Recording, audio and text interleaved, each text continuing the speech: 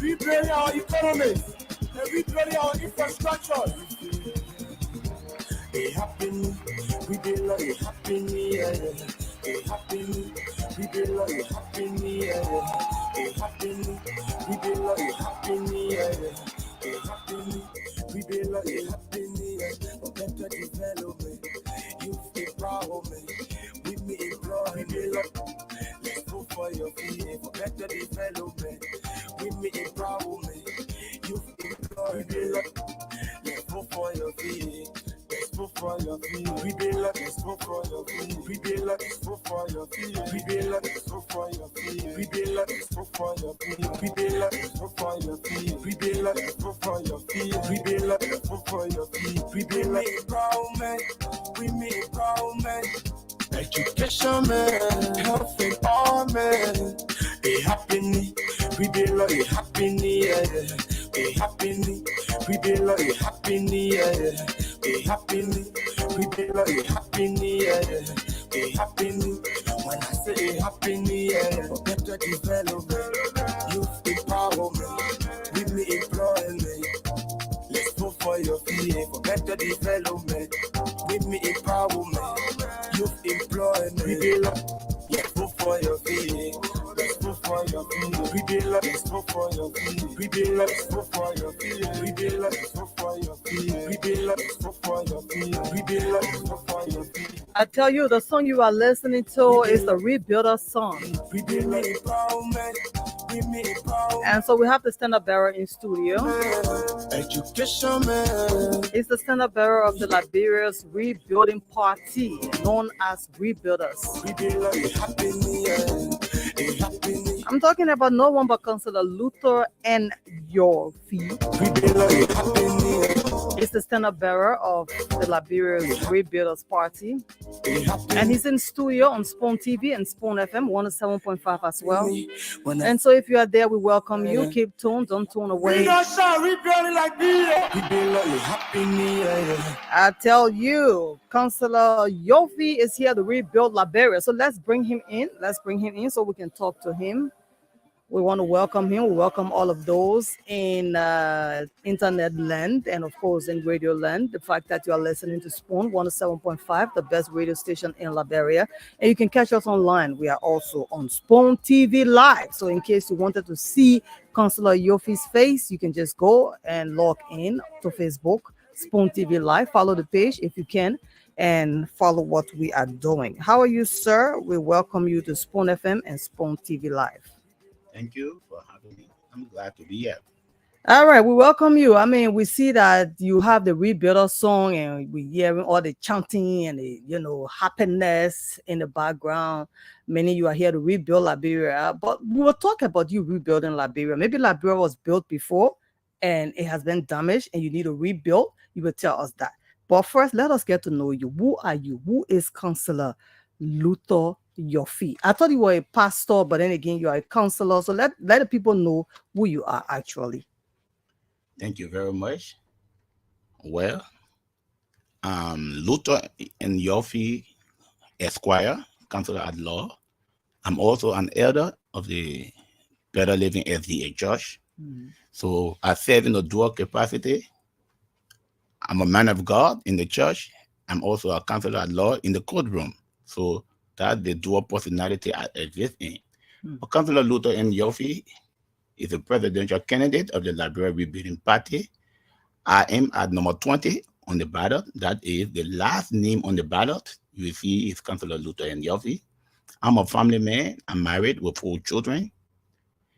Educationally, I have a master's degree in international business law. I also hold a bachelor degree in general law from the Louis Arthur Graham School of Law. As a matter of fact, my master is from the Tilburg University from the Netherlands. I also have a Bachelor of Business Administration in Accounting from the University of Liberia. I have 2 auditing certificates, 1 basic auditing and 1 advanced auditing from the General Auditing Commission. and I graduated from the William V.S. Tottenham High School. I hail from Bond County, so far so good. Yeah, so you are an auditor as well. Oh yes, yes. All right. Now you say you're going to rebuild Liberia. Why the name Rebuilders? Well, to be very frank, initially I wasn't thinking about politics, but I had a dream. If I would just be very laconic about it due to time. I had this dream wherein a man dressed in white walked straight up to me and he handed me a tool that I received, and when I observed it, then I recognized it to be the trowel. And when I raised my head, he said to me, "Go and rebuild your country." I woke up that morning not fully understanding the dream, and so I visited my pastor friend, and he told me, "I'm understanding this dream from two perspectives. Maybe God is showing you that one day you will become leader in this country, or from the second perspective, you may lead a movement, and out of this movement, somebody chosen by God will arise to lead this country to prosperity." But then he advised me by saying, "Don't join any political party, just wait. If God is into this, he will bring it to reality at the appointed time." So I left. It was just 2 years later when some friends approached me and said, "Look, our country is backward. There is a need to resurrect our country from its slumber. And we think you have the pedigree to lead this country. Can we organize a political party?" At first, I was hesitant, but after a few nudging, then it clicked on my mind one day. Could this be that the dream you had once upon a time? Which was in when 2021? No, it started actually in let's say 2019 to 2020. Yes. So you kept having a dream, or No, should I say a vision? No. So I had the first one, to be frank, it was 2019 in the month of June, the second one 2020 in the month of February. So that's what happened. And when we established this party, and as soon as I recounted the dream, then one of the fellows said, "Why don't we name this party Liberia Rebuilding Party?" Because he said, "I believe the power given you in your dream was a mandate that you need to carry out." And that's how the party became known as Liberia Rebuilding Party. Is that why you move around with your trowel? Oh, yes. The trowel is a symbol of building. There is no way you can build any building without using the trowel. So this is a symbol of building, and we, the rebuilders, travel around with the trowel as a symbol that we are ready to rebuild this country. Okay, you say your party is one of the last to register. How popular are you first in this country that people know you, not just Montserrat, but the country at large, that people know about the rebuilders? Well, when you talk about popularity, I think popularity is relative, depending on how widely you may travel or how soon people may get to know about your activity. Yeah, but we have visited a few counties. For example, we've been to Grand Bassa County, we've been to Bone County, we've been to Magibi. Pretty soon, we'll be going to Grand Cape Mount County, Bomi, and a few other counties. But in Monrovia, by way of radio and the rest, people have gotten to know about the rebuilding party. Okay, how did the people receive you in those counties that you went? Very well.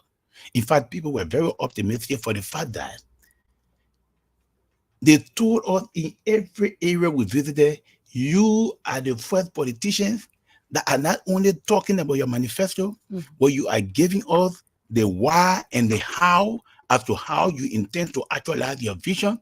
Most of the political parties won't do that. They will only speak on the periphery. We build schools, we build roads, we build hospitals. They don't tell us the step-by-step approach. The rebuilders are the only party that are giving us the step-by-step approach. So that makes the rebuilding party different from the rest of the other political parties. Sir, you said when you had this vision or this dream, you went to your friend, another clergyman.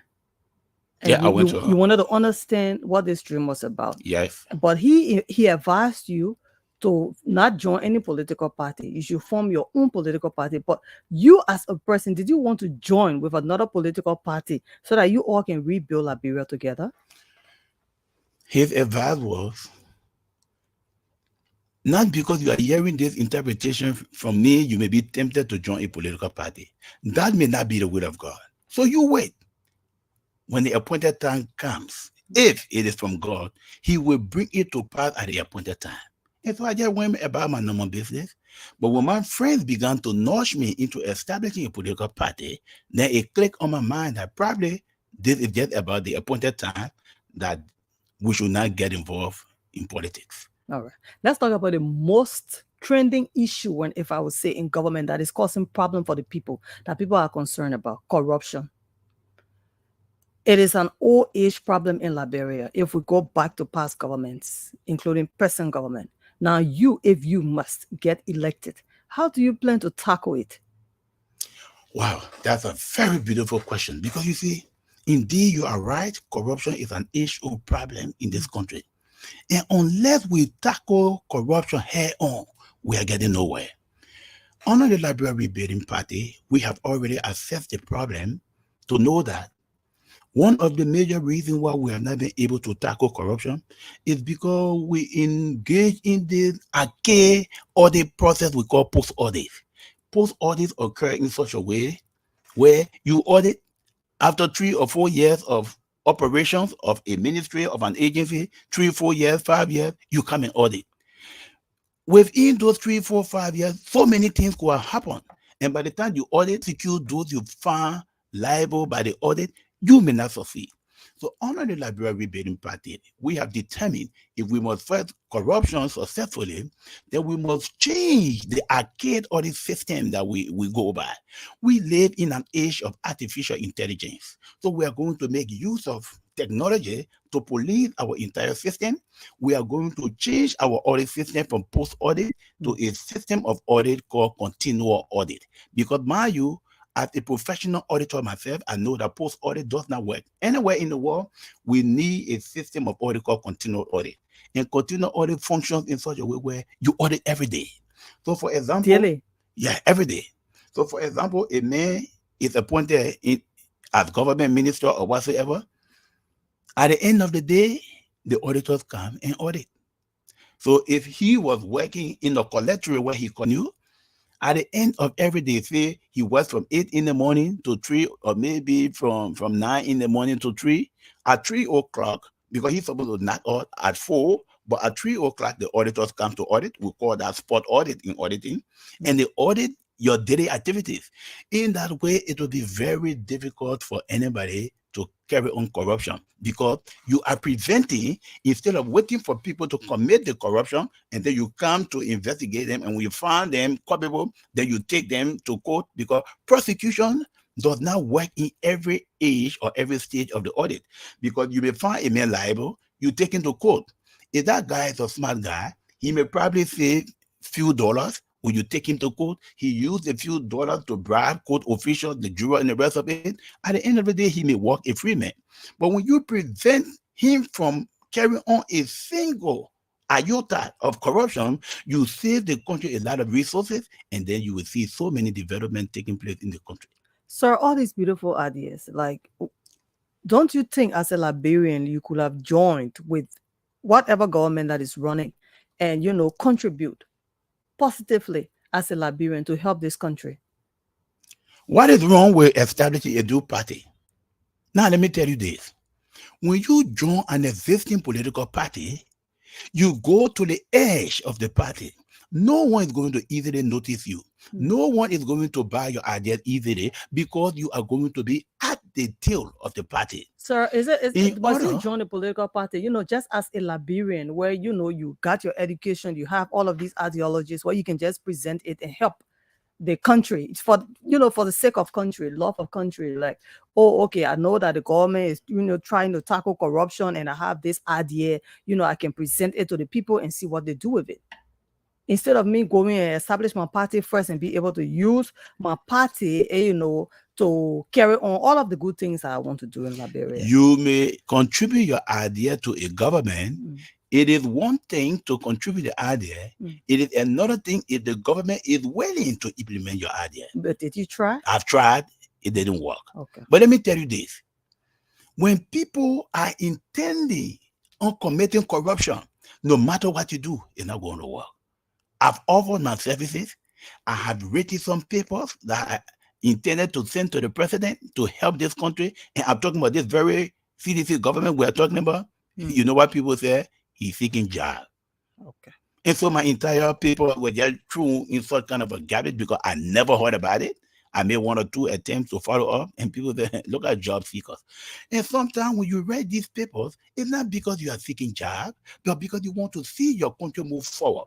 But sometimes people don't see it from that perspective. They think you are a job seeker, and so they pay you no attention. And so the best way to get your idea achievable is to organize a political party that from the standpoint of a political party, you can get your ideas sold to the Liberian people, and at the end of the day, your ideas can be actualized. Let's look at the economy. Looking at the economy is also in a bad shape. How do you plan your own plan as a rebuilder? How do you plan to improve the economy in Liberia? Thank you very much. You see, our economy has been described in so many ways. Some people say our economy is in the free fall. Some people say our economy is in the toilet. Some people say our economy is useless. But from the perspective of the Liberia Rebuilding Party, we look at it from a different angle. You see, if you want to revamp the economy, the first step you need to take is to carry out an assessment. Find out why the economy is not working. Now, let me give you an example before I go further. If you have to fill a drum, and maybe the drum is leaking at the bottom, and you don't first solve the problem of the leakage, and you continue to dump water into that drum trying to fill it, you're never going to succeed, because the more you empty water into the drum, it's going to leak out through the leakage. So what we had to do was to first carry on an assessment of the Liberian economy to find out why the economy is not growing. And from our assessment, we have found out that the reason why our economy is not growing is because there are too many leakages in the economy, and we are doing nothing to patch up the leakages, and we think we will invent ways and means to solve the problem. We're never going to succeed. So from our assessment, we have seen that the major leakages of our economy, unnecessary borrowing, to importation of goods and services, no exportation. So when you import too much and you do not export, you spend a lot of money. And from our research, we have seen that we spend a little over 300 million United States dollars just importing rice alone in this country. So if we must revamp the economy of the Republic of Liberia, the first place to begin is to, number one, reduce our level of borrowing that does not benefit this country anyway. And number two, to tackle the aspect of rice importation in this country. Now, the question will be, how do you do that? Because I told you, in the Liberia Rebuilding Party, we do not only speak from the periphery, we go down to the nitty-gritty. How do we do it? We intend to establish a tripartite committee. The government on one hand, the importers of rice on the other hand, then the Liberian farmers, because our farmers are the owners of the land. So we intend to work with both farmers, the importers, and government on the other hand. We intend to work with the importers under an agreement wherein the importers and government will pool resources and then import the latest tractors and family implements that can be used in this country, seed rice that can grow in this country, and with the tractors and other implements, we will clear up the farmland for the farmers on a proviso that every produce the farmer will come up with, the importers will then buy from them wholesale, and then the importers will market them on the retail level at a predetermined price that will be agreed upon between the importers and the government. Now, let me give you an example. Under this arrangement, as I said earlier, the farmlands are cleared, family implements are given the farmers along with seed rice, and as they plant, say, in the first year, the Liberian farmers are able to produce 200,000 bags of rice. The importer then buy from them wholesale, bag them. They reduce their importation by 200,000 bags so as to incorporate the 200,000 produced by the Liberian farmers so that there won't be an overflow on the market, not a reduction. Rather, we're going to have a normal flow. So the following year, if the Liberian farmer can say produce 500,000 bags of rice, the importer then reduce by 500,000 to inculcate that which has been produced by the farmers. Pretty soon, you find our Liberian farmer producing just sufficient rice. We don't need to import anymore. In that way, we save 300 million from leaving our country. And what will happen correspondingly? The farmers will be the one now acquiring such a money. And pretty soon, our farmers are going to become millionaires. Our farmers are going to employ other Liberians. And mind you, not only right, we're going to produce arrows, we're going to produce cassava and other produce. Pretty soon, we produce more than what we need. And then we begin to export and attract more foreign resources. In that way, our economy will now begin to boom. So this is just one way we can boom the economy of the Republic of Liberia. You talk about the farmers, which means you are tackling agriculture at the same time. Yes, that's agriculture. You step into agriculture, but Yes. look at the roads. We're looking at road and infrastructure. Like there are farmers with goods, multiples of goods, but then they can't get these goods to where you're talking about importers. You want us to export now, and people come into the country, and then how are they going to get to these farmers? What are your plans? Like it's not just, our farmers will do this, they will do that, they have all of the goods, the fruits, the crops, and all of that they produce. But then getting them to bring even their crops or whatever they produce to Montserrado, where I bet most of the people that will be buying or where we'll be exporting from is going to happen right here in Montserrado, or a few of our ports. Let's just look at it that way. How many airports do we have in other counties where you will say, okay, you can export from there? So looking at the road, if you want to just go straight to the agriculture side, or you talk how farmers are going to export, what are you going to do about road network so that you can make it easier for these farmers if we are going to be exporting? No, now I want you to get the concept clearly. We are not talking about exportation from the initial stage. We want to be, it's going to take time. We want to be self-sufficient first before we talk about exportation. So our initial plan is that about exportation. But now you talk about roads, that comes to our infrastructure program. Yes, roads are very, very important. Okay. But you see, there's an adage that says, you sit on the old mat before you plant the new ones. Okay. The roads we have in this country, the initial roads we have are not all damaged, but just that we are not maintaining the roads. Okay. The roads are damaged in few areas. Under the Liberia Rebuilding Party, the first thing we intend to do is to take care of those damaged spots.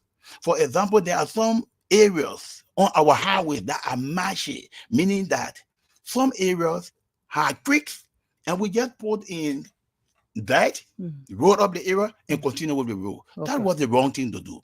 But under the Liberia Rebuilding Party, what we intend to do is to build what we call cement slab to cover up those areas. So the first thing we're going to do an assessment of our entire road and see those areas that are marshy. We can now do a mat and a cement plat to overlay those areas that are marshy. And in no time, our road will become passable. No car will stick anywhere on the road once you take care of those troubling spots. Then later on, we can begin to open farm to market road in other places. Okay. But let me tell you what will happen. When farmers begin to make their own money and they begin to become wealthy, a time will come they won't even rely on government. 2 or 3 farmers in the location will combine their resources, buy their own tractor, expand their farm by opening roads and intervening in other areas in order to expand their farming activities, because now they are acquiring money, they are employing more workers, they need expansion. They are not going to wait for government once they are earning, and pretty soon you see this country be connected in no time. Wow. All of these are beautiful things you are saying, sir. And this is what most Liberians will want to hear, because it's like you're living a dream. You hear, Councillor Yorfee telling us all of these things that we hope for, we wish for. Now let's look at the educational sector. The educational sector. Honor the Liberia Rebuilders Party. Thank you very much. First and foremost, we condemn our educational system. We call it a messy system. But what do we do to revamp or to resuscitate the system? Nothing. Under the Liberia Rebuilding Party, we are going to begin with settling the problems of having qualified teachers put into our classrooms. Because what we see right now, especially in the villages, in the towns, and other places, we see high school dropouts are teaching in our villages and other places. You did a survey? Yes. What we are going to do to solve that problem, on day 1 of our ascendancy to the presidency, we are going to come up with legislation where we're going to legislate the Liberia National Youth Services. Under that legislation, every student graduating from college will be obligated to perform 2 years of services to government. If you don't perform these 2 years of services to government, you'll not be allowed to work anywhere else. It becomes mandatory. You must work for government for 2 years before you are allowed to go and work anywhere else. What are we going to do with these students during those time or period? This is what we're going to do. Some of those are going to be given preliminary teachers training so that we retrieve those half-baked instructors in the school, but that means the high school dropouts and those who are not qualified. We retrieve them from the school and then replace them with these college graduates. Degree carrying individuals. We give them this preliminary teachers training and we deploy them into the villages, into the towns, and even in the urban area. We use them to teach those to teach subjects. So, for example, the guy with a degree in mathematics is going to be sent in our schools to teach mathematics. Those with degree in physics are going to be trained to be deployed to teach physics. Those with other skills and other area of graduation, we're going to open internship with mining agency, because we have a whole lot of concessions and the rest of it. Some will be given internship and the rest of it, so that after your 2 years, you already have some experience and the rest of it, you are not prepared to go into the larger society. As the other students, graduates are coming out, another group of graduates have been prepared and then redeployed. In that way, we have this circle of graduates being infused into our educational system, teaching the requisite material that need to be taught to our students. We're going to build laboratory, we're going to improve our libraries and the rest of it, because our students need to read and write very well. We are going to be focused on all of these. And even in our colleges, we are going to change the system. I am a graduate of the University of Liberia. We had a course called Introduction to Computer. We did all the reading. We never sat behind computer one day. Under the Liberia Rebuilding Party, that is not going to happen. We're going to make sure all the universities in this country will be revamped. By that, I mean public university. We are going to have a complete computer lab, where even in our libraries, we're going to have a complete section with internet services, with computers, because our privilege to graduate from the Cllr University, when I attended the Cllr University, in our library, we had a special session for research. Each student was entitled to 2 computers on your desk. So you do your research on one, and you do your write out on the other computer. In that way, you are very much convenient. We intend to bring similar idea into our universities, so that when you graduate from a university in the Republic of Liberia, you are up to the task. That's how we intend to revamp our educational system. You just gave me a beautiful vision, a beautiful view of it. But still on the educational side, there is some, human interest concerns where, and I know you have observed that some children are seen in the streets of Monrovia selling between cars during school going hours. Have you in any way tried to, maybe show some concern? You probably, since you say you try to offer, your services, but you were told that, oh, you need a job, that's why. But you looking at the education ministry, and these kids are in the street selling instead of going to school when they should be going to school. If it was under your government, the rebuilders government, what would you do with these kids? Because you talk to the parents and the guardians, and they say, look, we don't have money to send the children to school. There are kids sitting down right now while other kids are in school. What will your government do for these kids that can't afford? We have this program. We told you from day one in office, we are going to legislate this program. Free education. From free and compulsory educational system from kindergarten to grade 12. Okay. From kindergarten to grade 12. Free, but compulsory. So you are not going to see those kids in the school, in the street selling, because they should be in school, because it's going to be mandatory. Okay. Because if we don't do this, we are going to wreck the future of this case. Because mind you, the best time you can take in is when you are young, when your brains are still fresh and active. That's the best time to train the child. Even the Bible says, train up the child in a way he should go, so that when he is old, he won't depart from it. So we are missing the opportunity of getting our children to become smart and smarter because we allow them to fail in the street when they should be in school and acquiring knowledge. We are not going to allow that to happen. All right. Honor our compulsory educational system, they will all be in school. Okay, sir. Now let's look at most Liberian youth, are hooked on drugs. Latest one being this kush that people are talking about. You see videos of children standing in the street, young people, and just like getting crazy. Let me just say it that way. But it's causing mental health issues in the society, even with people that might not be hooked on it. But the fact that you see other people, it's happening in families, in the communities, every part of this society right now. What would a rebuilder government do to eradicate drugs from our society completely? They say, oh no, you can't completely take it away, but you can reduce it. So what will you do? Okay, you see, I love the question you just asked, but it's a loaded one because you are asking about how do we fight drugs, and at the same time, how do we solve the problem of our youth who are hooked on drugs? So spare me a little time. Let me try to dichotomize our approach. Okay. First and foremost, we are going to look at those who are in the service to fight against drugs that we call the gatekeepers in the fight against drugs. That is to say, our DEA, because we have this agency that is responsible to fight drugs in this country. But you see, to be able to effectively fight drugs, you yourself who are in the line of fighting should not be a drug user.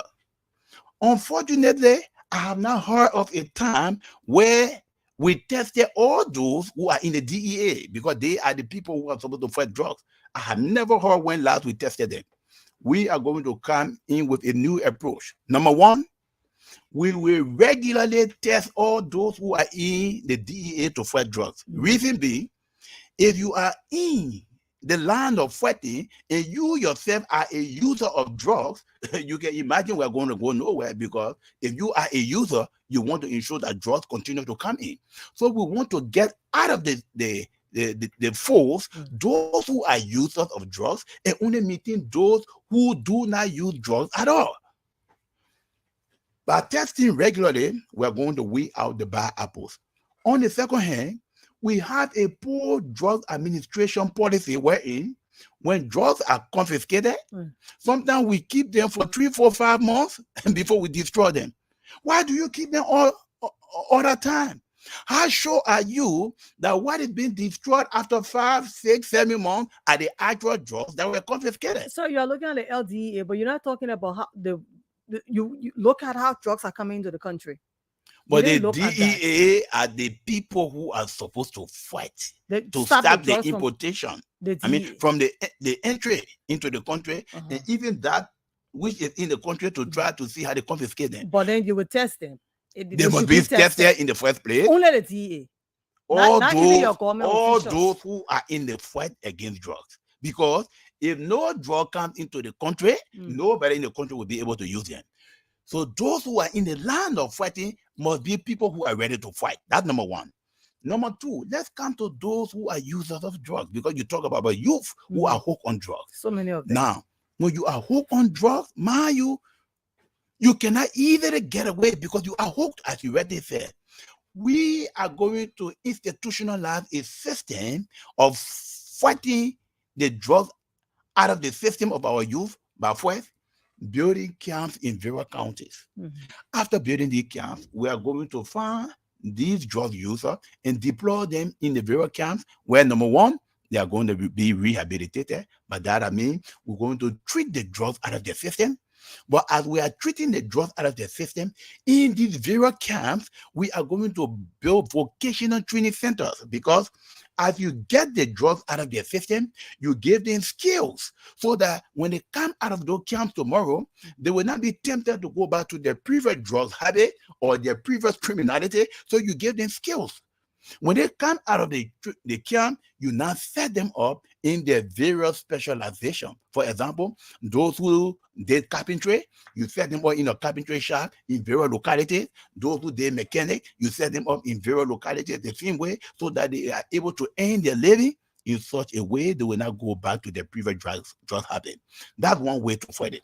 But let me tell you, that is not the only way. The major causes that we fail to look at are the homes. When the homes are not in proper order, you will always have wayward children. You will always have children seeking drugs as a means of staying away from their frustration.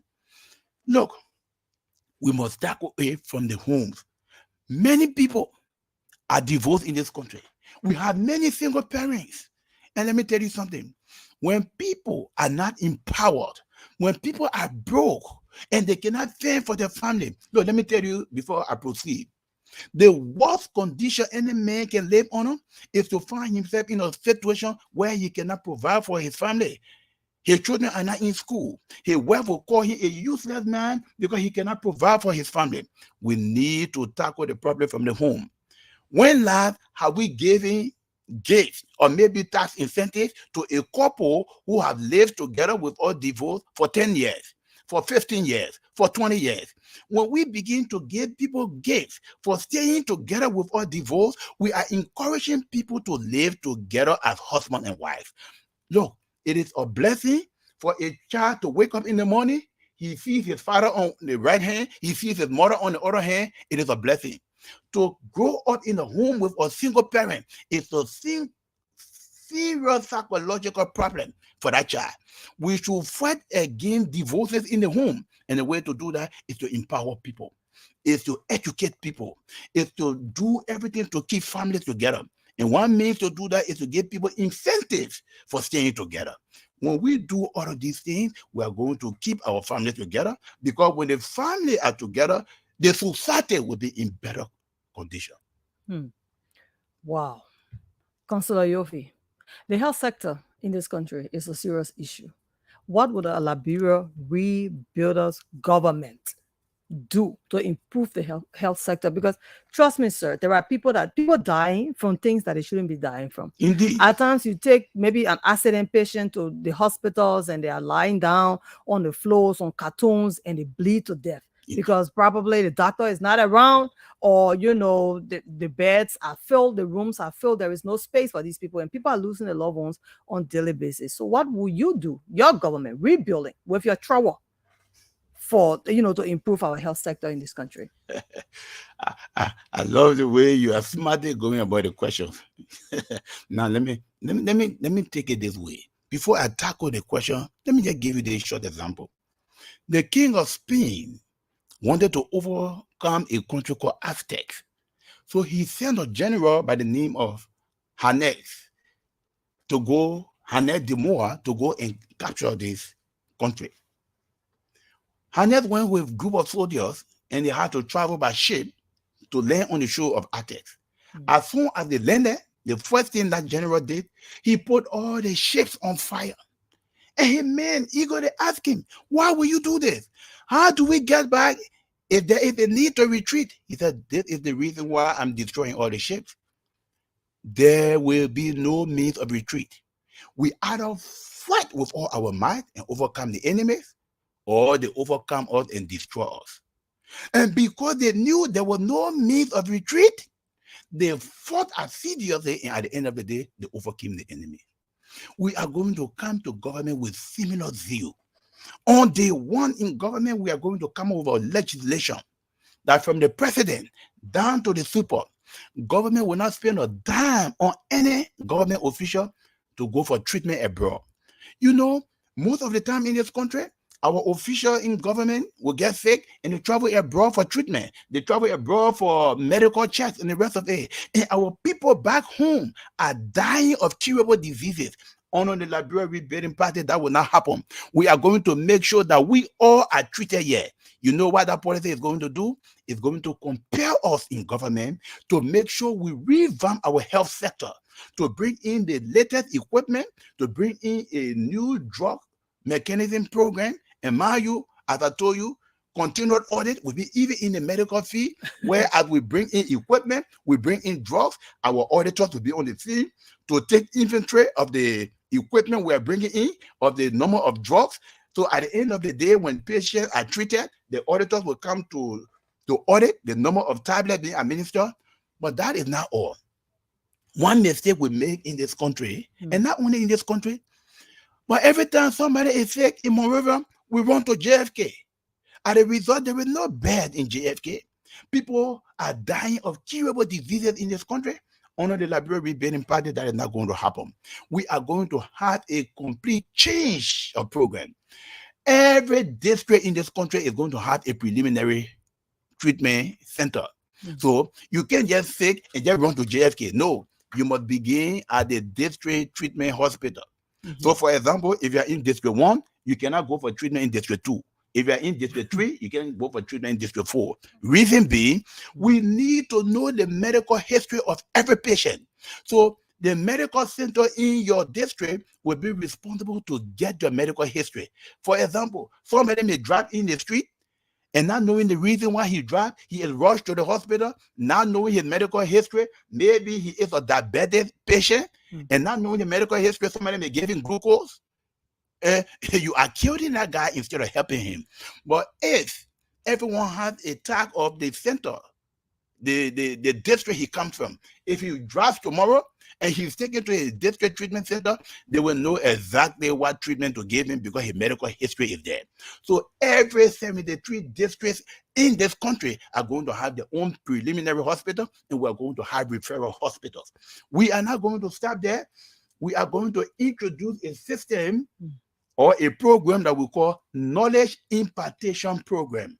What that program is going to do, we are going to hire experts from other countries to come and impart knowledge into our physicians in this country. So for example, a doctor who is trained to become a brain surgeon will now have an experienced brain surgeon to work with. What we are going to contract him to do, not to only come and work, but he's going to transfer his knowledge to our doctors we have. So whether he's a liver transplant doctor, whether he is a cardio and doctor, he's now coming to work with our doctors here to train them physically, to transfer his knowledge to them. So within a period of 5 years, 6 years, 10 years, when his contract is over and he has to leave, our doctors here will be able to perform. Not only in the medical area, let's look at our public works. Most of the time we are building roads, we have to give major contract to Chico, to Sico, and other companies, and they come and take hundreds of millions out of our country and take out there. Under the Liberia Rebuilding Party, we are going to fight against such. Under our knowledge impartation program, we are going to bring trained engineers into this country, civil engineers, mechanical engineers, electrical engineers, and what have you. So that, for example, we bring engineers who can build the best kind of bridges, best kind of roads. They work with our engineers at the level of public works. So we now buy equipment, and these guys are going to work with these experts, and they are going to build bridges. They are going to build our roads. So in 5 years, 6 years, they have acquired the technology. They know how to implement them themselves. We not need Chico anymore. We can now build our own roads. And maybe in the near future, people from Ivory Coast will come and hire our engineers to go and build their roads. People will come from Sierra Leone to hire our engineers to go and build that road. In other words, you attract more resources to this country. And in no time, Liberia is going to become a rich country. Sir, you talk about government officials being treated here. They're not leaving the country to go take treatment. They would take their treatments here. Honor your government, right? Yeah. So let's look at them, their children going to school outside of the country as well. That is bringing us right back to the educational sector again. So many people in government, kids don't go to school in Liberia. They go to school overseas in different countries around Africa that if you have better educational systems. So what will you do? Will you tell your people, all your children are going to school right here in Liberia? And not just that, let's look at the cars that they are going to be driving, the amenities that they enjoy. What will you do about that? You're rebuilding Liberia now. So we are rebuilding Liberia, but we live in a free country. So we cannot stop you from taking your children abroad. If you have the cash to take your children abroad for schooling, so be it. But a But government what we want to do, Mhm. we want to make our Liberian schools so competitive to the extent that you will see it as a waste to send your children abroad for training when our Liberian educational system has been revamped to the extent that it can be compared to any school around the world. So your own government officials now, if they look at the fact that they just want to sending their children overseas, they don't want the children going to school here in Liberia. But maybe if you were saying that your children must go to school here, then they themselves will help to contribute to making sure the educational sector is okay. It's better. It is Even the right of anybody to send his child anywhere. so somebody could But say it what is their we are right to go going to to do, school. I mean, to go for treatment outside of Liberia. no, we are not stopping anyone for going for treatment outside Liberia. We are saying government will not spend a dime for that purpose. If you have your personal funds and you want to go to England for treatment, so be it. But not on government funding. That's the point we are making. Because this country is a free country. We're not going to stop anybody from going abroad, but government will not sponsor your trip. But we are going to revamp our educational system. We'll revamp our health sector in such a way that our health sector will be compared to any medical center around the world. So no need to send to go outside. Because our people should not be dying from curable diseases. It is a shame and disgrace that a country that has been in existence for almost 200 years to have our people crying and begging for people to sponsor them to go for treatment in Ghana, to go for treatment in India. It's a disgrace. We are going to ensure that we save our country from such a disgrace. We all will take our treatment here. If you want to have affordable treatment, if you have the money in your pocket to go out there, so be it. But government will not spend a dime for that purpose. We will revamp our medical center to the extent that, look, we are going to deploy ambulances on the highway at strategic location, and we are going to mount what we call a telephone facility on our ambulances so that you'll be able to get them from anywhere. Where there is a medical situation, because I remember once we had an accident somewhere between Bon County, getting close to Ganta, and we're forced to come down because we couldn't get the treatment in Ganta, all the way down to Phoebe, and the children were bleeding, and they didn't have the kind of a drugs to stop the bleeding. Before we got to Monrovia, those children were dead. We are already fewer in number. We're not going to allow our people to just die. We are going to have ambulances posted at strategic location on the highway, so when there is an accident, you can make an emergency call, and those ambulances can get to you in no time to begin the preliminary, what we call emergency treatment, before you are taken to the proper hospital to be treated. So we are about to take a short break. Somebody said, "Oh, all of your ideologies are all beautiful, all of your plans for the country. What if you don't win? Will you be able to work with whatever government that will win? Will you be able to contribute, be a part of rebuilding Liberia still?" Thank you very much for that beautiful question. Now, this is why I tell people, I don't have to work in the government. If you look at the present government, the CDC government, recently they came up with a program where they said they're going to train disadvantaged youth, they're going to put them in camps. Those were my ideas. But instead of coming to me to get more step-by-step approach or to even give me the credit, they don't want to do that. I am happy that such is happening in my country based on my input. To answer your question directly, I will be ready to contribute my idea to any government. It does not have to be our government. Once you make the request, we have all our approaches already written. We'll be ready to surrender them to you. If you want us to play a supervisory role where we stay out of government and play a supervisory role as to how these ideas can be implemented, we will be willing to do that. We don't have to work in government.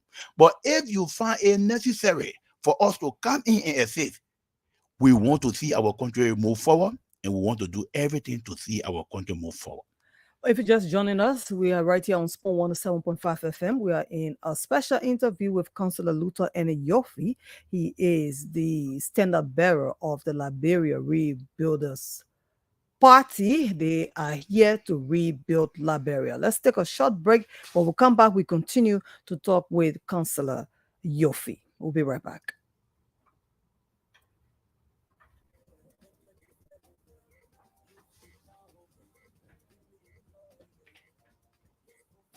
For better development, with me empowerment, youth employment. We build up, let's go for your feeling. Let's go for your feeling. We build up, let's go for your. Let's go for your feeling. We build up, let's go for your feeling. We build up, let's go for your feeling. We build up, let's go for your feeling. We build up, let's go for your feeling. We build up, let's go for your feeling. We build up empowerment. We mean empowerment, health and all man, education man. A happy me, we be like a happy me, yeah. A happy me, we be like a happy me, yeah. A happy me, we be like a happy me, yeah. A happy me, we be like a happy me, yeah. A happy me, we be like a happy me, yeah. A happy me, we be like a happy me, yeah. A happy me, when I say a happy me, yeah. A happy me. We don't sound, we barely like beer. We be like a happy me, yeah.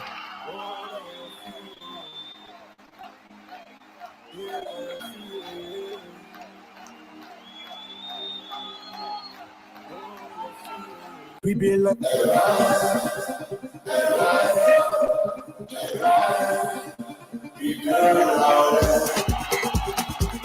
we don't sound, we barely like beer. We barely like beer. They're like, well, we barely partner with establish one four pillows. We barely our life. We barely our relationship with God. We barely our economy. And we barely our infrastructure. A happy me, we be like a happy me, yeah. A happy me, we be like a happy me, yeah. A happy me, we be like a happy me, yeah.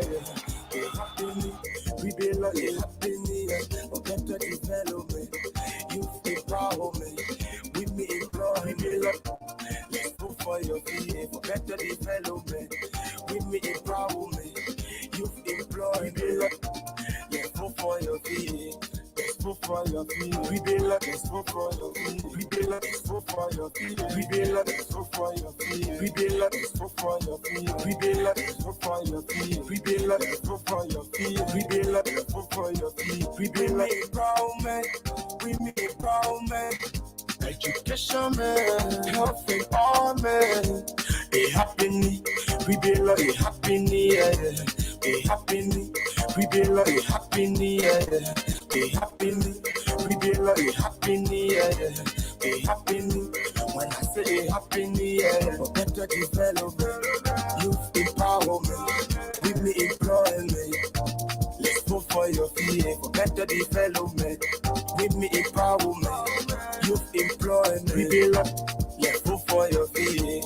Let's go for your feet. We be like, let's go for your feet. We be like, let's go for your feet. We be like, let's go for your feet. We be like, let's go for your feet. We be like, let's go for your feet. We be like, let's go for your feet. We be like, let's go for your feet. We be like empowerment.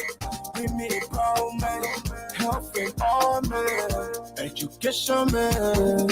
A happy me, we be like a happy me, yeah. A happy me, we be like a happy me, yeah. A happy me, we be like a happy me, yeah. A happy me, we be like a happy me, yeah. A happy me, we be like a happy me, yeah. A happy me, we be like a happy me, yeah.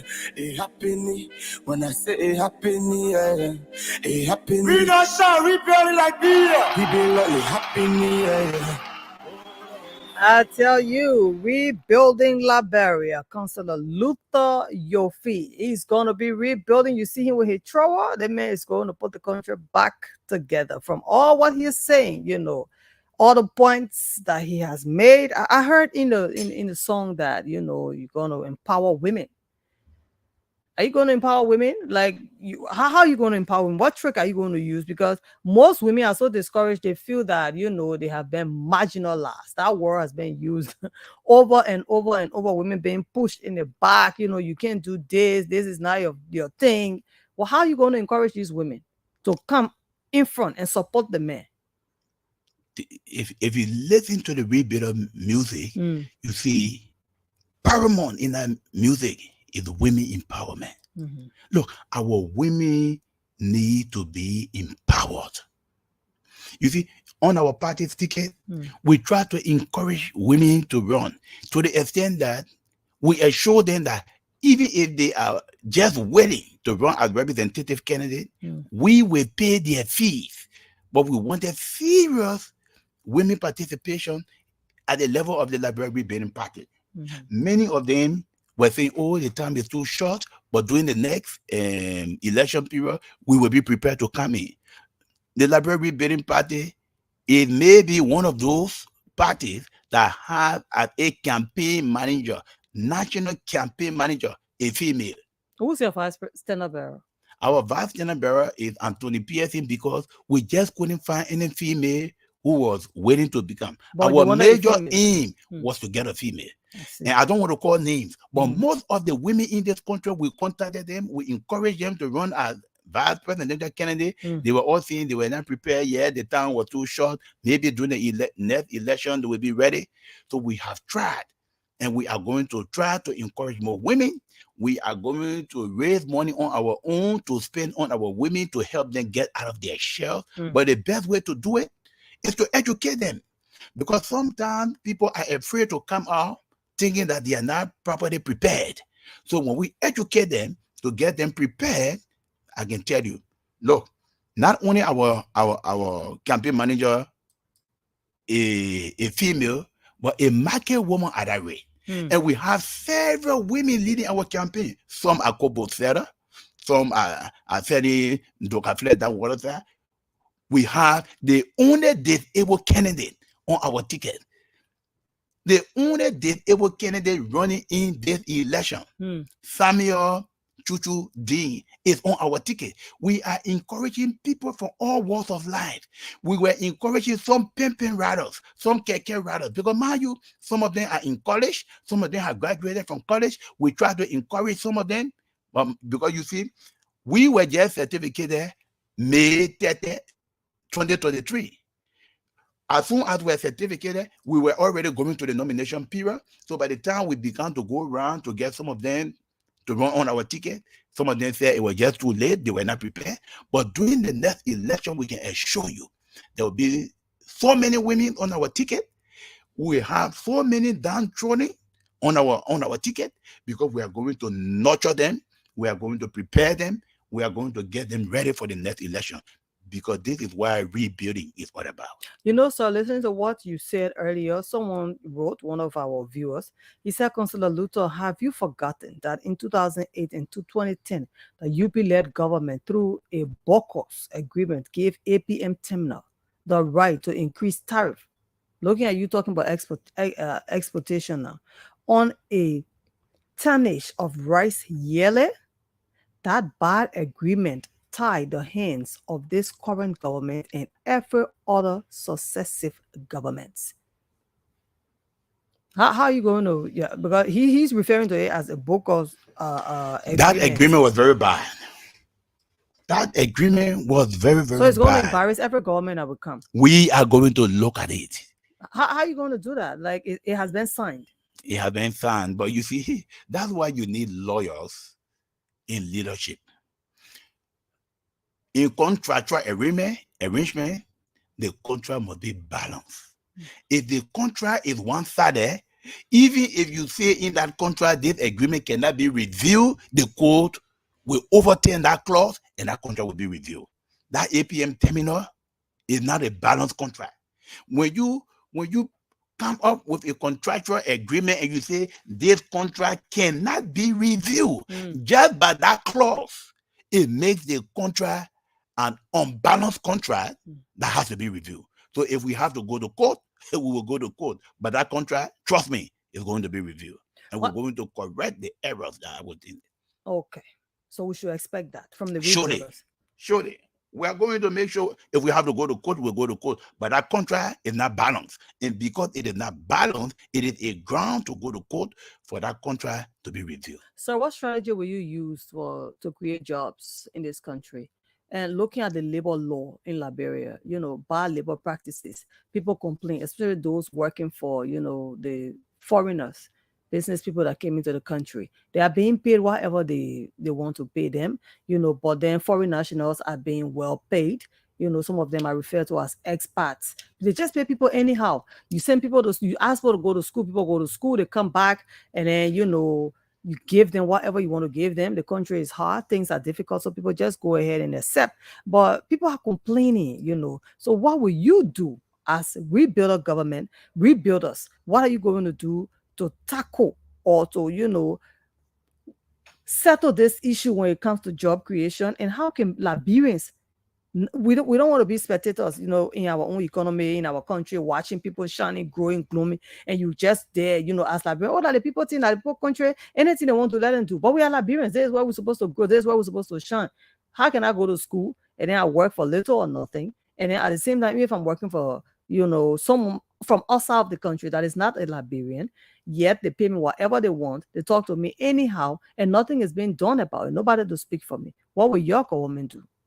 Thank you very much. You see, for me, I love to give credit to whom credit is due. Past governments have come up with brilliant laws. Our problem in this country is the problem of implementation.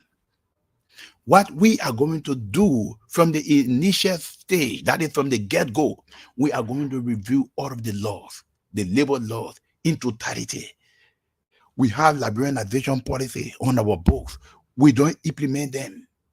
Many other laws we have that we don't implement, we are going to make sure we implement those good programs that are already on the books. Okay. And those programs that are not on the book, we see how we develop new strategies to implement them. But when it comes to job creation, it is paramount for the forward march of any country. When we look at our labor sector, look, we are creating monopoly in many sectors without knowing, because number one, we have not put into place a monitoring mechanism. When people are not being monitored, they do anything. When you put in place an effective monitoring mechanism, people will begin to draw back into their shelves. People will not allow the necessary processes to move on as expected. But number one, we don't have the monitoring processes put into place. Number two, we don't have the enforcement mechanism put into place. We are going to make sure we enforce the Liberianization policy. Number one. Number two, we are going to ensure that new jobs are created. For example, let me bring these popular issues. We have people running schools in this country. They are running schools, providing education, but at the same time, they are producing uniforms. And they make it compulsory for parents to buy the uniform from the school, which is wrong. Now, let me tell you why it is wrong. It is wrong, number one, because you make it a matter of compulsion. Number two, they are selling the uniform above the normal prices because they are having monopoly over it. You can only buy it from the school. If you don't buy the uniform from the school, if you buy it from elsewhere, your child or children will not be allowed to enter the school. That is corruption. Under the Liberia Rebuilding Party, that is not going to happen. Okay. We are going to ensure that when you are running an educational institution, you cannot get involved with selling of uniforms. Or if you will sell uniform, then there will be no compulsion, because what you are doing, you are depriving the tailors of any their livelihood. Mind you, it is during the schooling season that most of the tailors make money by producing uniforms and the rest of it. And the tailor has complained to me before. They are always complaining because the schools are depriving them from any their livelihood. Under the Liberia Rebuilding Party, we are going to ensure that there will be no importation of uniforms because our tailors here are capable of producing those uniforms. We are going to help the tailors. So, for example, we are going to ensure that in each district, there will be a tailoring industry, so that all the schools in that district will go to the tailoring industry and give to the tailoring industry the kind of uniforms they intend to use. The tailoring industry will produce the uniforms, and the students from that district will go there and purchase their uniforms. The tailoring industry is going to be put under the control of the Liberia Tailoring Union. So every district is going to have that kind of a tailoring industry. You know, during our days when we were in school, we had a tailoring industry called Oreo. So we all went to Oreo to buy our uniforms. We want to replicate similar thing in the Republic of Liberia, but we want to do it on the district level. Every district we have a tailoring industry. So all the schools in that district will prescribe the uniform. Students will then go to the tailoring industry and buy their uniforms and go to school. In that way, the tailors will concentrate on the production of uniform. The school will concentrate on providing instruction for our children so that no one would deprive the others from any of their livelihood. That would not be all. We have carpenters in this country. Most of our upholstery material, our desks, our chairs, we buy them from other buyers. Our Liberian carpenters are so poor and getting nowhere. We are going to come up with a policy that all government institutions, all government schools, all government ministries will buy your desks, your chairs, your upholstery material 70% from Liberian capitals. In that way, we create jobs for our Liberian capitals. And we also disseminate them or set them up district-wise. So institution in the district will purchase from the district. If you give a contract to carpenters in the district and they cannot handle it alone, they will invite carpenters from other districts to assist them, but at least let separate them according to district so that everybody will be able to get a contract and will be able to earn their livelihood. In that way, we'll be creating jobs for our people. We are going to train most of our people, give them skills, and then not just, for example, we have many TVET institutions which are very good, and I give credit to the past government, the present government, and the rest of it for setting up those institutions. But this is the problem. What happens in the event that these students have acquired skills and they are not graduating from the TVET institution? What becomes of them? They are passing around with certificates in their hands and they can get jobs from nowhere. Under the Library Building Party, we are going to step in. We are going to help to set up many institutions. For example, students coming out of the institution maybe with skills in carpentry, in mechanic, and the rest of it, we are going to help them set up little shops that they can go in and begin to work. We cannot give them some tools and other things, mind you, not for free, but on an arrangement where they can pay in smaller amounts. But the reason why loaning activities cannot work in this country is, for example, you give somebody a loan of $3,000, and then we say after the first month, you pay the first installment of $1,000. What kind of a business are you going to do to generate a profit more than $1,000 to be able to pay $1,000 in the first installment? You are going to defeat the purpose of the loan from the get-go. Under the Library Building Party, that's not going to happen. When we extend loans, we are going to give you the first 6 months free. So you don't pay anything in the first 6 months because we want you to use that period as an incubation period where you are setting up, you are getting adjusted, and you are putting the loose ends together. So after 6 months, then you are now ready to begin to pay smaller amounts. And we make the repayment period longer and in smaller amounts so that you don't run out of capital and then you begin to look for new loan elsewhere. We are going to make sure it is in smaller amount in a longer period so that you are able to pay your loan with ease and still remain in business. These are things we are going to do. And if you permit us more time, we can further expand. For example, we have pimping riders in this country. How long are they going to ride a pimping? After 15, 20 years, if nothing is done, most of those pimping riders may not be able to ride a pimping again. What mechanism are we putting in place so that they won't reach the level whereby they overuse themselves and they are unable to produce or to become productive anymore?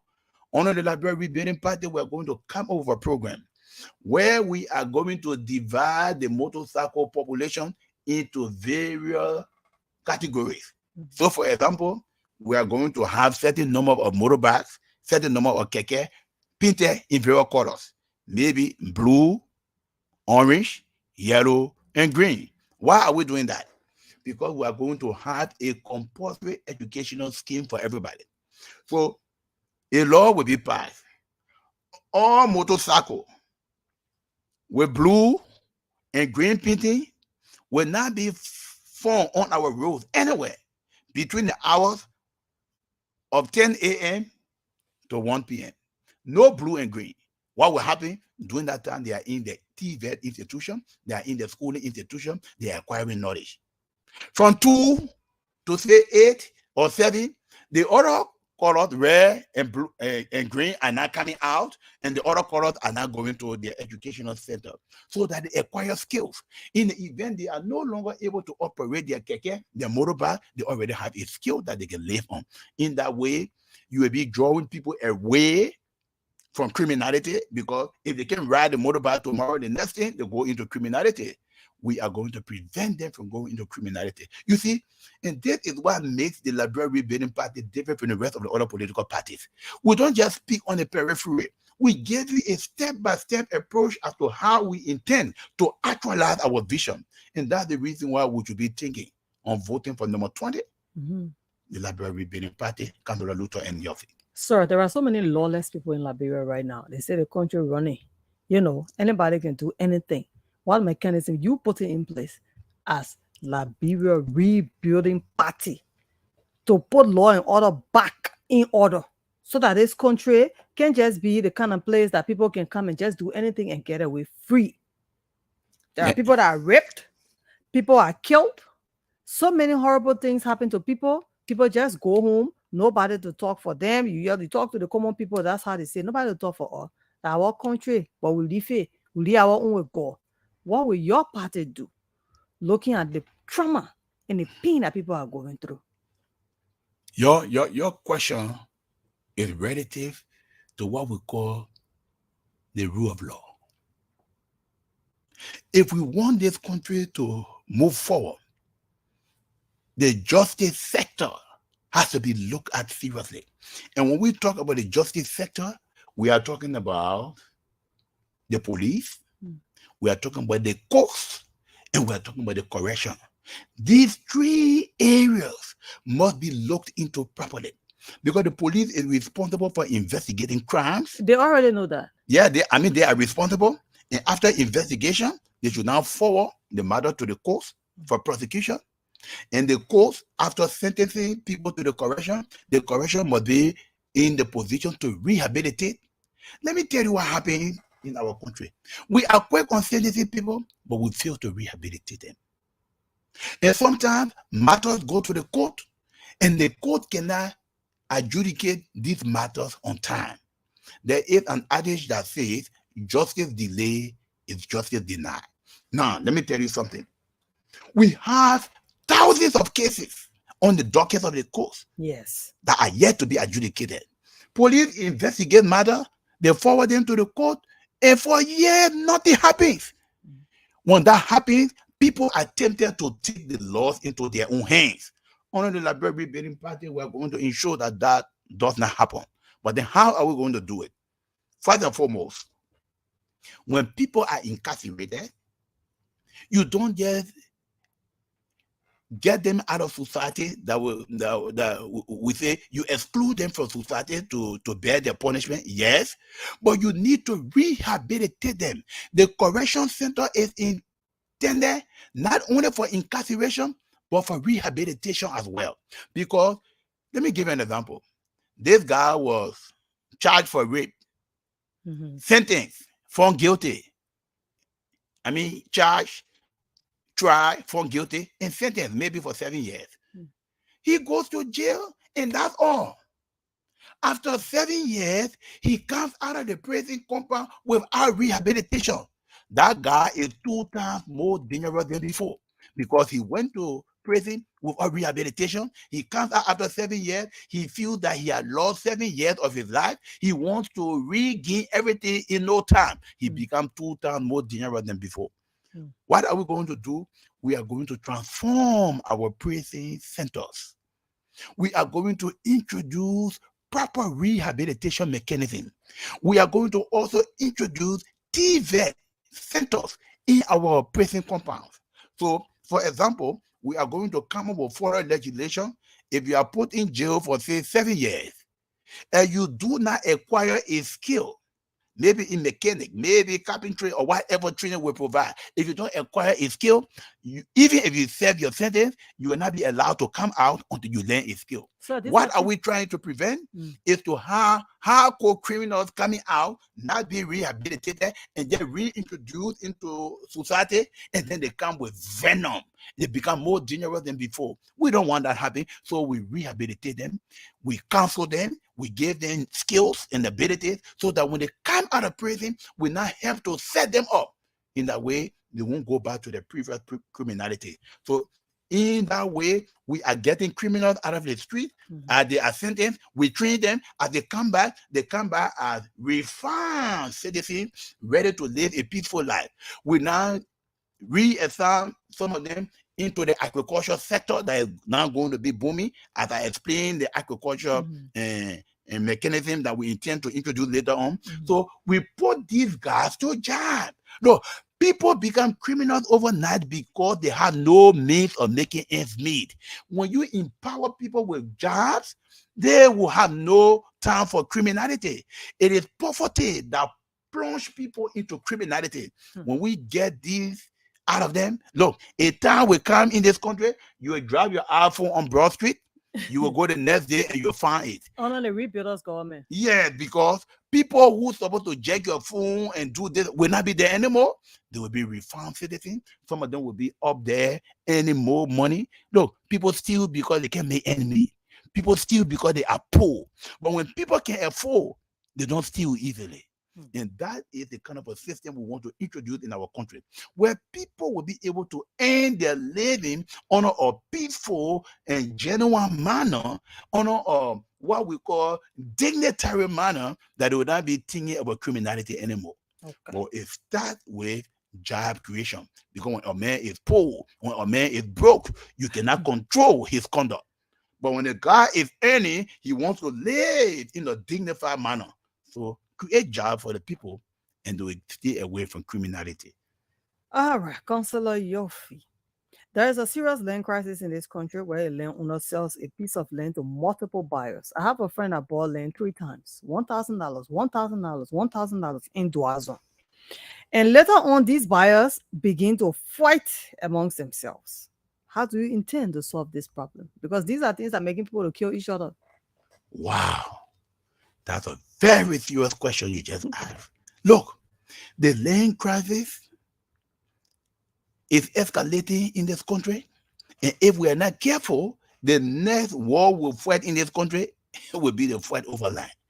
That's why we need a leader who thinks prognostically. You see, to think prognostically is to be able to spot a problem in the future and provide solution for it today in order to avert the problem from becoming full-blown in the future. And this is the kind of a leader you have sitting before you. We have thought about this problem long ago. And the way to solve this problem is, number one, reassess our land administration policy in this country. Number one, we have many people parading the corridors of this country carrying a deed that says they have 100 acres of land. But in actuality, they got nothing. Because maybe initially his grandfather had a deed that says he had 100 acres of land, but over the period of time, he been selling. We don't have a system in place where when you sell a piece of land, we take the old deed from you and we restructure it and give you a new deed that will reflect the actual quantity of land you have. We don't have that kind of a system in place. Only the library building party, we are going to make sure we do that. But this is how we are going to begin. Okay. Number one, we are going to come up with a compulsory investigative survey all over this country. I said a compulsory investigative survey. But we are going to do it county by county, area by area. Say Mosorado is the hottest spot. We begin with Mosorado. Now let me tell you how it's going to work. So we implore say 200, 250 or 300 surveyors, train them, and then deploy them. But before then, we make an announcement. Say we are starting with Johnsonville. And we put an announcement on air. All those owning land in Johnsonville area, we give you the demarcation of the area. Come up with your land, deed, and other diagram and whatsoever. We are carrying on compulsory investigative survey. In other words, the government is now going to work with the National Archive. We're going to work with the Liberia Land Authority and all these agencies responsible for land administration. And we move into the area to carry on a compulsory investigative survey. So as we are investigating, we are solving problems, we are looking at these, and we are going to tell the fake, because mind you, we are working with the archives, we are working with the Liberia Land Authority at the same time, and we are trying to figure out people with proper deeds that show proper demarcation of the land they own. So we are investigating as we move along. In that way, we are going to identify those people who are actual owners of land and properties in this country. As we identify them, we now update our information in our database at the archive. So we move from point to point and we conduct the compulsory survey. And if we find out that your deed is fake and faulty, we seize it.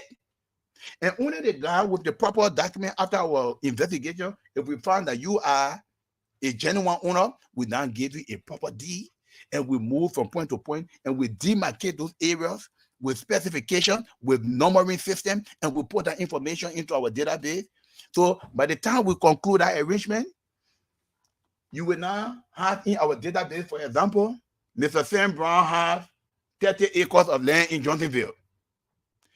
Should he decide to sell 10 of the 30 acres he has, he must first apply to the probate court. And as he applies, he must send copy of a land deed to the probate court to get what we call decree of sale. And the probate court will now refer to the Liberia Land Authority. And when that deed is approved, a surveyor is not sent to do the survey. And he had 30 acres before, he's now selling 10. We will now issue him a new deed that says he has only 20 acres and not 30 acres anymore. And because he is now selling 10 of his 30 acres to make Mr. Samuel James, we now issue Samuel Dean a new deed that says he had 10 acres and it is registered in our database. So when you go to the archive and say, look, I want to buy a property in Johnsonville, can you show me the landowners? And the information can be brought. Lot 107 belongs to Samuel Paul. Lot 203 belongs to James Flomo, and the rest of it. In that way, we have proper information. And as sales are taking place, the deeds are equally demarcated. A new deed is given to reflect the actual quantity of land you have on the ground, and all of those. A time will come, you will not find anybody arguing about land because everything will be in our database. And as you buy, we correspondingly do the calculation and the rest of it. A new deed is issued to the new buyer. A reduced deed is issued to the old buyer to reflect the actual quality of land he has on the ground. In that way, you solve your problem. And when you solve that problem, there will be no crisis even in the future. Wow, sir. I mean, everything you indicated, like people just sit and say, wow, we just see a clean, perfect, beautiful, well built Liberia. Because, yeah, like you said, you are rebuilding. How are you going to reconcile Liberians? How are you going to reconcile this country? Where are you coming Honor your from? government. If you say you're going to, I want to understand. Yes, because we need reconciliation. Where are We you still coming need that. from? You ask so beautiful questions. Yeah. No, reconciliation is lacking in our country.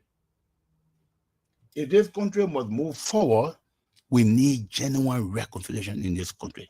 Mind you, we fought a protracted civil conflict in this country for up to 40 unbroken years. After the war, what happened? Nothing.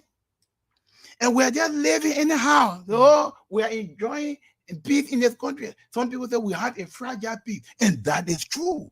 We have a fragile peace because after a protracted civil war, without genuine reconciliation, we indeed have a fragile peace because anything can happen at any time if the necessary mechanisms are not put into place. Number one, We have many angry people patrolling our streets and we don't know. These people are only waiting for something to just spark up. And the day something spark up, the way people will turn this country upside down will be surprised. Why? No genuine reconciliation. Let me give you some of the angry people. There were people we demobilized out of the war we call the former AFL. Demobilized them. And we gave them package change of 540 and we sent them home with the promise that our country was going to settle them. And nothing was done. These guys are angry. And from time to time, they come into the streets to express their anger, and nobody is picking them up. But mind you, these are men and women that were trained to various kinds of modern weaponry.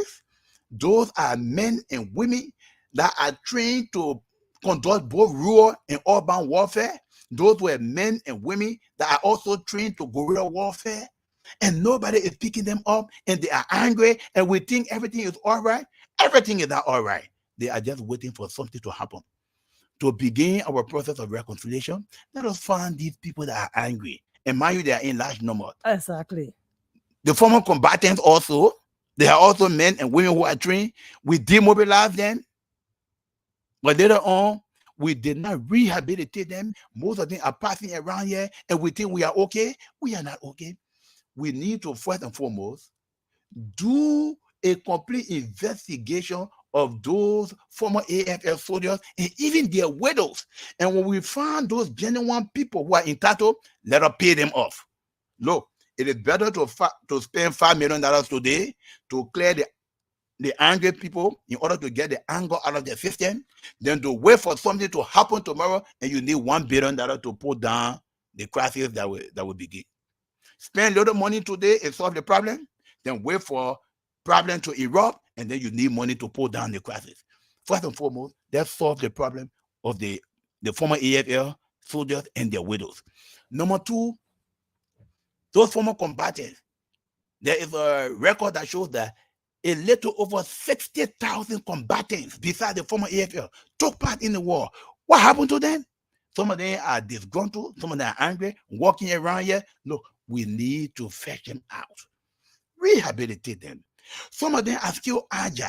Look, under the Liberia Rebuilding Party, we intend to establish what we call the Liberia National Reserve Corps. Look, there's an adage that says, during time of peace, prepare for war. We need to prepare for war because anything can happen.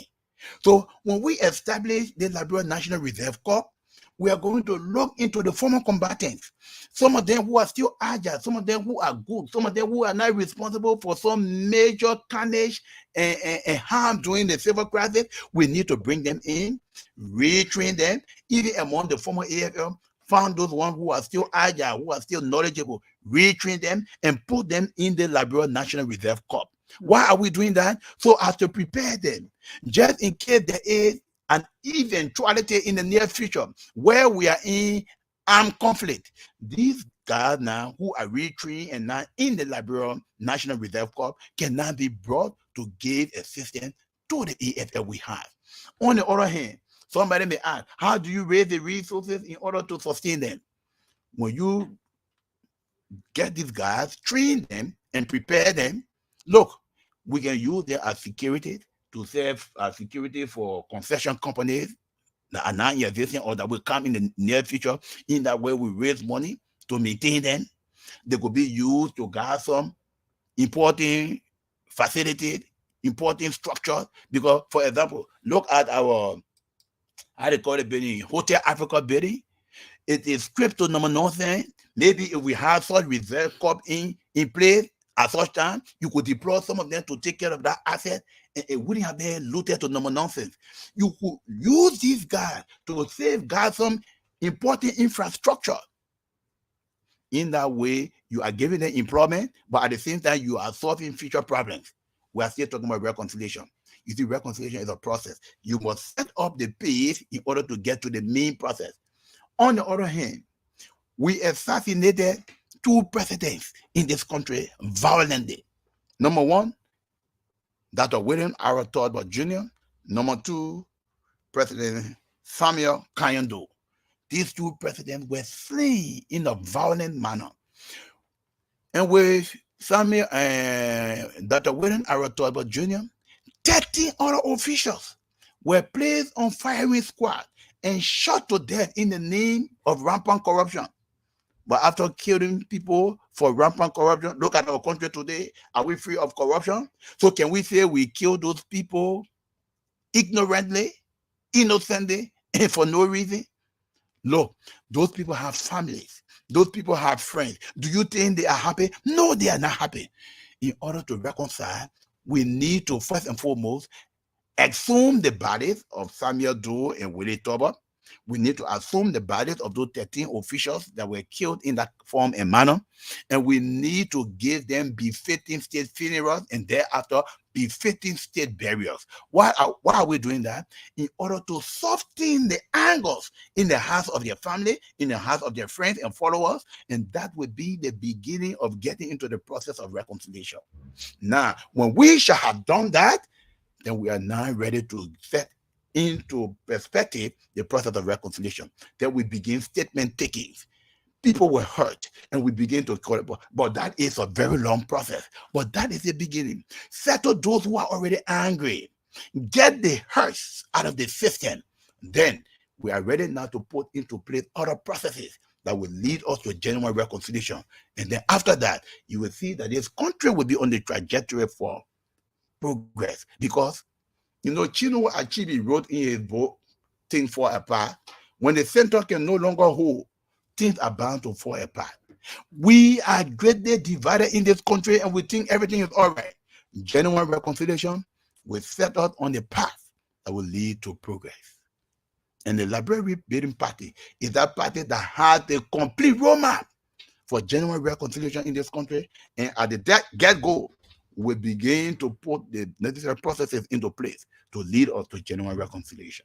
Sir, do you see another political party in this race that have similar visions like you, that you could, collaborate with so that together you can rebuild Liberia? I don't see any political party. But notwithstanding, we are prepared to share. We are not a selfish group. That's why I told you earlier when you asked, what if you don't win? It will be difficult for the Library Rebuilding Party not to win, because even the listeners out there are understanding that no other political party has discussed our problem in depth as the Library Rebuilding Party. Look, the mistake we make in this country, we just like people, and because we like them, we just follow them. Most of the political parties are not explaining to us how they are going to have our problem solved. They are not telling us what step-by-step approach they will engage in to actualize their vision. They are only throwing tantrums against one another, and people are following them. Look, if we're not careful, we are about to make another mistake in this country. We need to sit back, we need to put on our thinking caps, and we need to examine each political party and their presidential candidate. And when you do that, you will observe that the Library Rebuilding Party has the candidates, the vision, and not only the vision, but the step-by-step approach as to how we intend to actualize our vision. And then when you go to the polls on October 10, you will vote number 20, the Library Rebuilding Party, so that genuine reconciliation and progressivism will begin in this country, because we are that political party. Now, ready? Prepare and in the proper position to move our country forward. How many aspirants are running under your party? We have one senatorial candidate, 20 representative candidates, one president, one vice president. Okay. Now, somebody is asking, will this man, as his party says, rebuilding Liberia, looking at our city, this is where we are, Montserrat, filthy as it is, what would be the same mechanism that we keep using today? Will you put in place to keep our city clean? And looking at how we're recycling, because every part of the city, every part of this county, Montserrat, you pass, you just see garbage pile up from one community to another. The society is not free. Every time people go to hospital, malaria, typhoid. People sell food right by the dirt. People come and eat right by the dirt. What will the Rebuilders Party do to eradicate this? Wow. Another overloaded question. Well, let's look at it from the perspective. There is an adage that says, a healthy environment Mm. is a wealthy environment. But to have a healthy environment is very, very expensive. Under the Library Rebuilding Party, we have a program wherein we are going to employ CBEs, community-based enterprises. Mm. So, for example, every district will have our own garbage management system, and that will be paid for by the people in that district. Look, if you think government is going to do everything, no. We, the citizens, must have some responsibility, and our health will depend on ourselves. It should be in our own hands. So in every district, we are going to have a garbage management system put into place that will be further monitored by the city mayors of those various localities. So every house in the district is going to be recalibrated into a zoning system where every house will have a number. Another thing that we didn't tell you that we also have in our program, we need to make sure we demarcate this entire country in such an extent that we can number every house and have a system where every citizen can have a permanent number. In the United States of America, they have something they call Social Security number. That number is given to you for life. We can have similar thing here, where everyone has a number. Every house is numbered. So a community-based garbage managerial system in the district will know the number of houses in the district, will then apportion a price on each house for the purpose of cleaning the garbage. Government can now initially work with the community-based garbage management system where we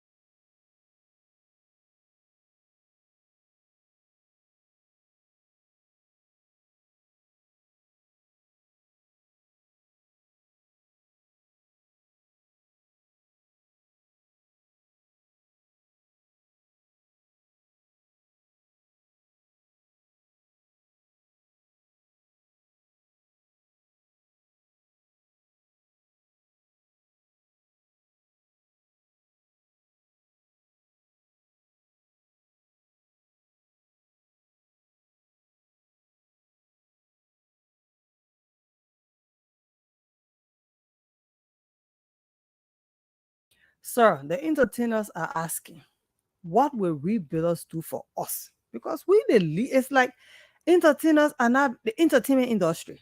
That is what I'm looking at. People are not being celebrated through their arts. You see entertainers struggling. So now you coming to rebuild. You coming to turn things around for everybody in Liberia, including those that are just coming to live in Liberia. They can say, yes, we can move our businesses there. And there are people that are just interested in this particular aspect. What would the rebuilders do for them? wow, wow, wow. May let me first of all commend you. You are very smart because you are raising genuine issues.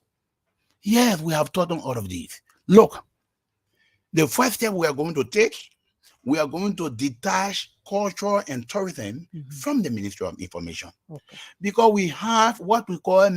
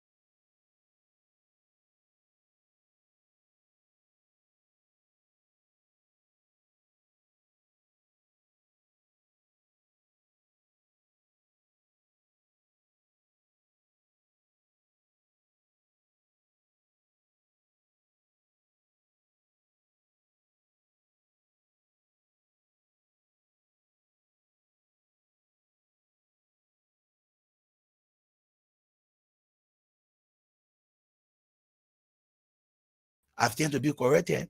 But under the library building party, we intend to do such thing where we give scholarships to musicians to go abroad to learn and come back. We want to build not our entertainment industry, but you see, as I said earlier, it works along with culture and tourism. There's a landlocked country in West Africa here called Gambia. Gambia is a landlocked country. But through tourism, they are able to raise a little over 500 million United States dollars annually, blessed with natural features. We have a coastal line of about 250 miles. What are we doing with that? A landlocked country raising 500 million annually. We have a coastline of 250 miles, by that I mean our beaches, and we are doing nothing. We are going to invest in our tourism. Look at the natural feature called Lake Piso in Grand Cape County. What are we doing with it? Look, when we improve that area and we have hotels along that area and we have boats put into place where people can go on the weekend and have boat rides on the Lake Piso, we can generate a lot of money. We have forests, we have waterfalls. Look at the Patagui and the rest of it. Okay, let's just come. Look at the Providence Island. That kind of a historical site. What are we doing? If we invest, look, on the library building party, that Johnson Street Bridge, we intend to improve it. The way from the bridge that enters the Providence Island, we are going to close it up. And just in the Vartan area across the bridge, where they park a whole lot of old cars and the rest of it, we are going to remove all of them. We are going to build a modern car park in that area. We are going to improve the Providence Island. We are going to set up a ferry that will take you from the car park from the Vartan area and ferry you onto the island. We are going to set up some many hotels and other old area on the Providence Island. We are going to have a cultural entertainment center. We are going to put both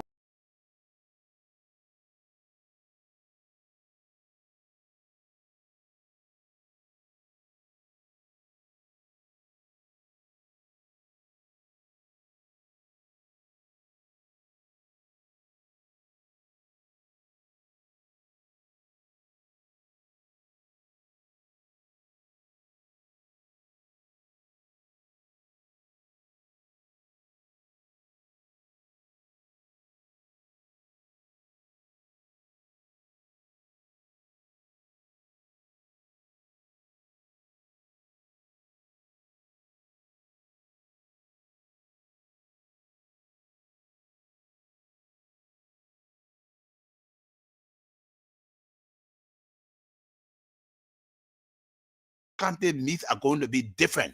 We are going to come up with a policy. You can only play in the content meet 2 times and no more, so that you create room for other young talent to come and expose their talent. Why would you play in the county me over and over? We'll also come up with a policy. If you are not from Maryland County, you cannot be on the Maryland County team.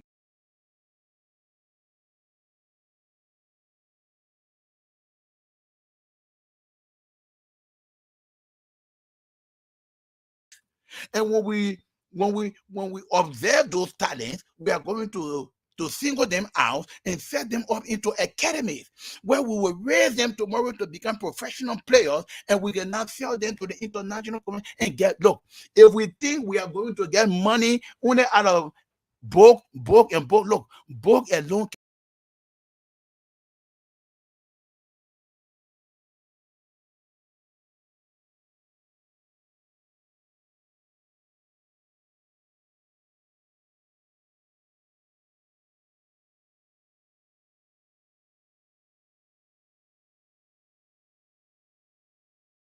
Heritage. Those we have and we call the traditional mass dancer, the traditional cultural dancer. Many of them are getting frustrated and leaving the industry because we are doing nothing to enhance their livelihood. Under the library rebuilding party, we are going to reverse everything.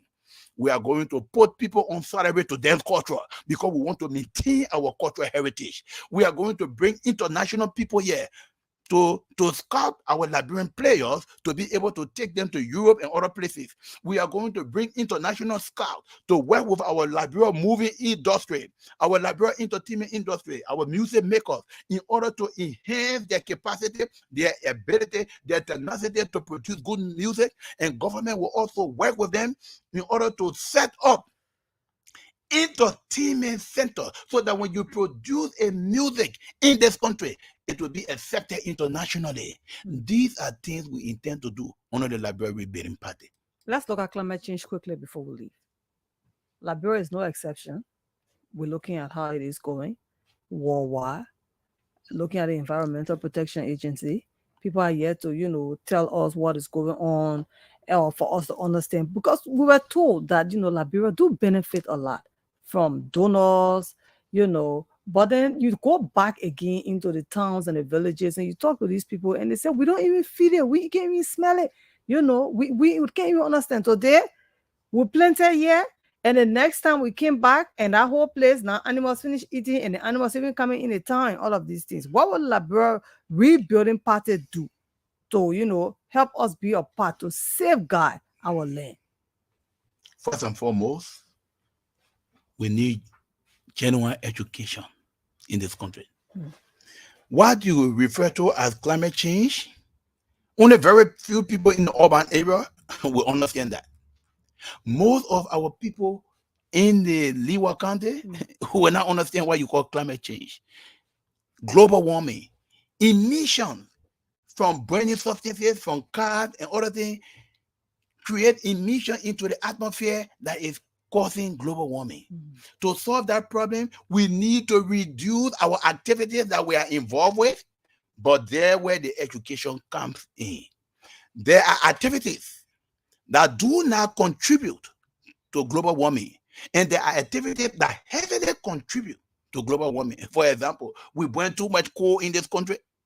How do we reduce that? There where education comes in. We need to educate our people. First and foremost, we need to understand ourselves in order to educate our people. And when we understand, we need to know those emissions that will cause serious impact on the environment, and those emissions that are very in shadow, that we can engage in most of the time and leave the other harmful activities in order to safeguard the environment. If we don't understand, if we don't educate our people, they will continue to get involved in those harmful activities that will harm our environment. And more than that, let me go a step further. We employ companies, not employ, but we enter into agreement with companies in this country under the canopy of concession agreement. And they are doing more harm to this country than good. For example, chemicals that are being used in our country. For example, a chemical called nitrate that is being used in the mining sector, gold mining area, diamond area, that are being used in our rivers. And we are now monitoring these people. Look, from the inspection we have conducted under the Liberia Rebuilding Party, if we are not careful, pretty soon we will have to import water in this country because we are damaging our waters. No monitoring, and these concession companies are using these harmful chemicals in our waters. Most of them are creating harm to our environment, and nobody monitoring. We're only interested in the little cost we receive from them. Look, if we're not careful, pretty soon we'll have to import water in this country because all our waters are being damaged. We need effective educational system in this country as it relates to climate change. We need to monitor our concessionaires. We need to monitor their activities and be able to put in place the necessary effective mechanism that will safeguard our environment. If not, we destroy ourselves before time. I know some of you want to talk to Councillor Yorfee, so you can call us on 0777771075 or 0555101075 and talk to the councillor. You hear all of the good things he's saying that he's putting through for his party. Have you launched, sir? Have you launched? Not yet. When but are you pretty launching? soon. You don't have a fixed date? No, not yet, because we are still working out with the National Election Commission. Many people have booked dates in the damn minute, and we're trying to find a safe way to it, because no two parties are supposed to launch in the same area at the same time. So we are still trying to find a free spot. But notwithstanding, we'll be launching in Grand Cayman County this Friday. We'll be launching in Magibi this Saturday. But as for Montserrado, we have not gotten a safe date yet. Let's talk to this first caller. Hello. Okay, 077771075 or 05551101075. If somebody wanted to join the party, let's talk to the first caller. Hello. Hello. Yes, your name. Where are you calling us from, please? I'm Saki Slow calling from Tiboro. Yeah, I just want to commend Councillor Yorfee. Actually, the narrative is very good, but I pray that what all he's saying, again, I came late in the election, but we pray that what all he's saying after the election is really discouraged. Let's just continue with platform so that to call the brand attention 2049. It is probably people will look after it and then we can be able to defend our country. What all he said, if the brand can just focus on those things and then follow the committee. Thank you very much. I commend on that. All right, sir. You heard him. Okay, let's take another caller. Hello. Yeah, how are you, ma'am? I'm okay. Your name, where you calling us from, and your point. Okay, thank you for my call from Johnsonville. Yeah, I want to commend our studio guest. You know, he has just said all, and these are people that will in his country. But the matter of this fight is he has to continue his education to improve people his education because Liberia, the most of the important things that we need now, people are not educated. So why are you doing now? People want to buy it, they're not educated. So you got to continue to go through more education because I just sat in my office and I monitor the radio. All what you say is very important. You have the dream, you have the capacity, you have the desire to do it, but you make a decision. So at least you can include more people to do more education about your dream. Thank you very much. You're welcome. 077771075 for those that are watching us on Spoon TV Live. The numbers are pinned there. 05551101075. You heard Councillor Yorfee. In case, sir, somebody wanted to join the Liberia Rebuilding Party, where should they come? What is the procedure? Well, we have our national headquarters on 24th Street, opposite the Good Shepherd Funeral Home. There's a dusty road leading down to the AGM Church. Right adjacent to the AGM Church, our headquarters is located. You can come there, and our officials will be there to provide you the necessary forms and other documents you need to fill in, and then you become a full-blown member of the Liberia Rebuilding Party. All right, so you have 2 minutes to just sum up so we can leave. What finally do you want to say to your people now that you are on Spoon Radio and Spoon TV before you leave us? I heard somebody saying it is just too late. It is not late. There is an adage that says, a wise man changes. Why do you want to follow a man that you don't understand? A man who does not tell you how he intends to run this country and improve this country. Why do you want to vote for a man who has no roadmap as to how he's going to change the educational system, how he's going to change the health system? I am giving you a step-by-step approach, and then you say it is just too late. Let me give you this example. What if you were driving on a one-street road, and after driving for 5 hours, you found out that the street was a dead end? Will you continue, or will you stop, or will you turn around and then find your way? Look, we are at a crossroad. It is not too late. You have heard Councillor Luther and Yorfee from the Liberia Rebuilding Party. You have agreed that we had the best platform. You have agreed that we are thinking and articulating our platform for well. Why don't you make that U-turn for the Liberia Rebuilding Party? Because, mind you, time is not in our favor. The sooner you make up your mind for the Liberia Rebuilding Party, the better it would be for the Republic of Liberia. But let me hasten to tell you this before I close. It is not our fault that we are born in a country called Liberia. It is not even our fault that we are born in a country that is ravaged by rampant and systemic corruption.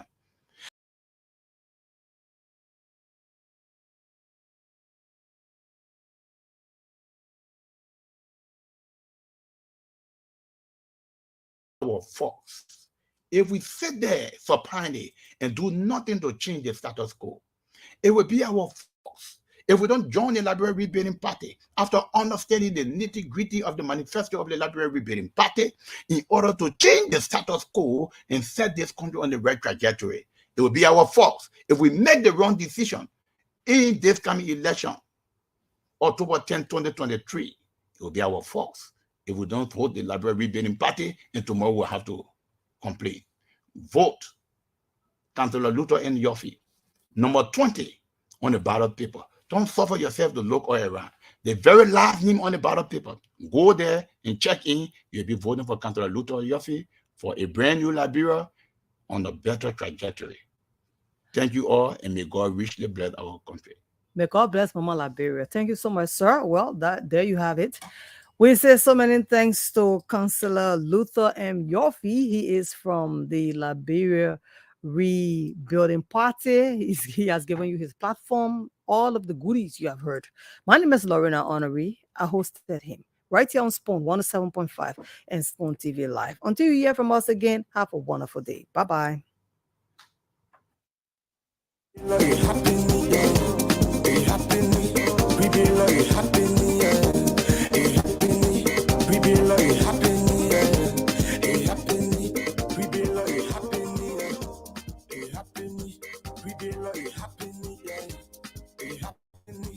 We be like it happening, it happening. When I say it happening, it happening. We not sure we build it like me.